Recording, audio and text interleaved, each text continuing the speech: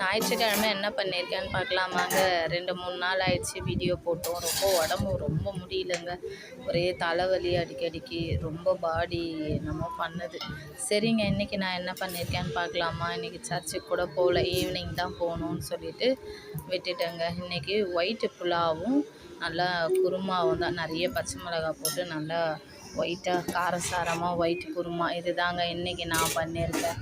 சரிங்க. அப்புறம் எங்கள் வீட்டில் வாடகை இருக்க பொண்ணு முஸ்லீமா, அவன் நேற்று ஒரு ரம்ஜான் ஒன்றும் பண்ணலை, ஆனால் இன்றைக்கி பிரியாணி வச்சான்னு சொல்லிட்டு சின்னவனுக்கு மட்டும் பிரியாணி. அதில் வீடியோவில் எடுக்கலை. அப்புறம் நிறைய வெள்ளரிக்காய் போட்டு குட்டியாக கொஞ்சமாக வெங்காயம் போட்டு ரைத்தா பண்ணியிருக்கேன். இன்றைக்கி எல்லாமே சூப்பராக வந்திருக்குதுங்க, வேறு லெவலில் வந்திருக்குது.